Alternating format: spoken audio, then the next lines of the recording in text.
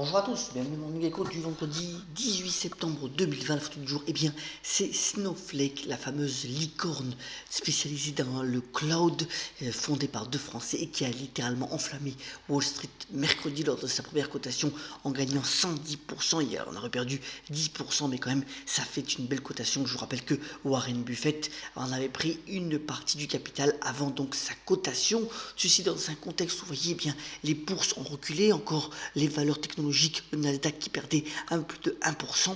Alors, mais quand on regarde de manière globale, on s'aperçoit que finalement, eh bien, avec notamment la réunion de la Fed mercredi qui est obligée d'installer un statu quo des taux bas jusqu'au moins en 2023, eh bien, les marchés actions consolident quand même sur un niveau assez élevé. Regardez que le MSCI World finalement depuis le début de l'année est en hausse de 1%, et puis dans un contexte où la volatilité, même si elle est un peu plus haute que ces derniers jours, reste quand même à des niveaux relativement bas. Donc pour le moment les marchés actions continuent d'être toutefois solides et soutenus en particulier par un rebond du pétrole, même si l'OPEP elle aussi est engagée sur un statu quo au niveau de ses quotas de production. Mais vous voyez que eh bien, le brut américain est remonté au-delà des 41 dollars ce matin, après que l'Arabie Saoudite, via son ministre du pétrole, a annoncé eh bien,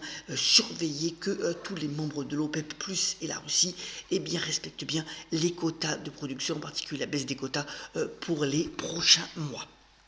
Alors, bien entendu, dans un contexte où aussi le coronavirus eh bien, revient sur le devant de la scène, il n'a jamais quitté d'ailleurs. On a passé le cap des 30 millions à travers le monde et malheureusement, on s'approche de 1 million de décès, en particulier en France où il y a certaines villes comme Lyon ou Nice qui connaissent donc un regain du virus, avec donc de nombreuses mesures qui devraient être prises par les préfets dans les prochains jours, même si pour le moment les écoles en particulier devraient rester ouvertes dans la majorité des cas.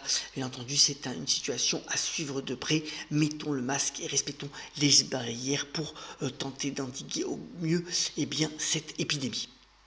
Alors, cette épidémie a une conséquence directe eh bien, sur l'économie européenne quand on regarde ces différents graphes eh bien, compilés en particulier par le Financial Times et les Échos ce matin.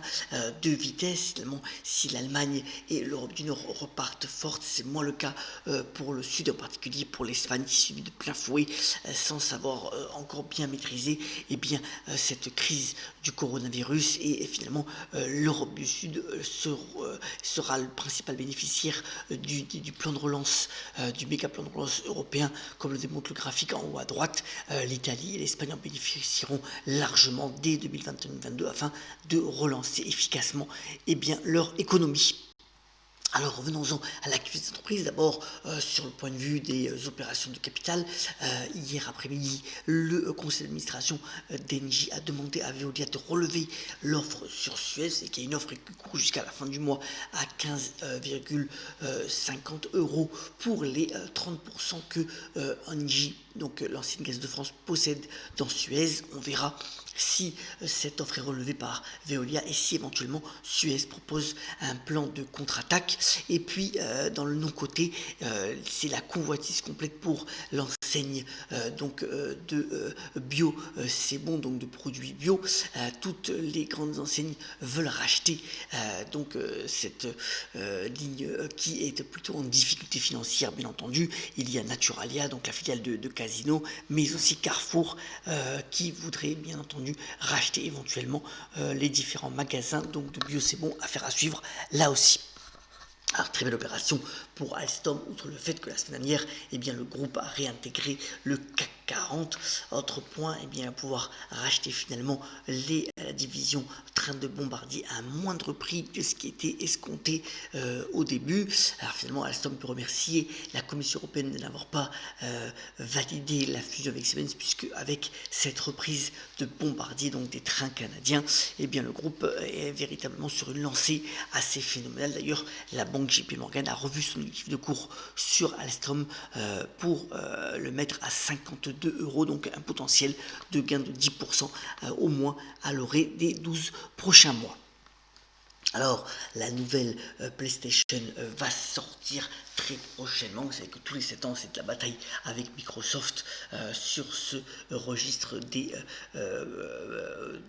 jeux vidéo. Alors, la nouvelle donc PlayStation 5 va être déclinée en deux versions, une qui vaudra 499 € et une à 399 €. Sortira entre le 12 et le 19 novembre dans les principaux pays développés. Il faut rappeler que la dernière PS4 s'était quand même écoulée à plus de 110 millions d'exemplaires et avec de nombreux jeux qui sont attendus donc pour cette PS5.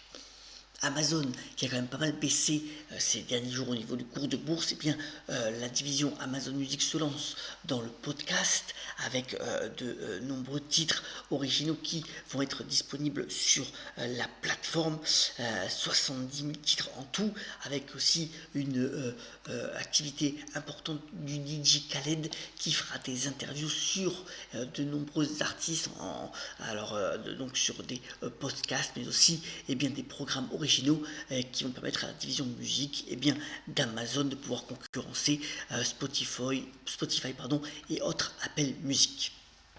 Voilà une belle lecture pour ce week-end, ça me donne le temps. Alors, c'est finalement les éditions Les Belles Lettres qui lancent Incerto. Ce sont les principaux essais du maître à penser Nissim Nicolas Taleb. Donc, c'est les principaux essais. Vous savez que c'est un penseur. Bon, certains en parlent, disent qu'il est arrogant, mais il a quand même des idées assez intéressantes, en particulier sur les bienfaits du désordre.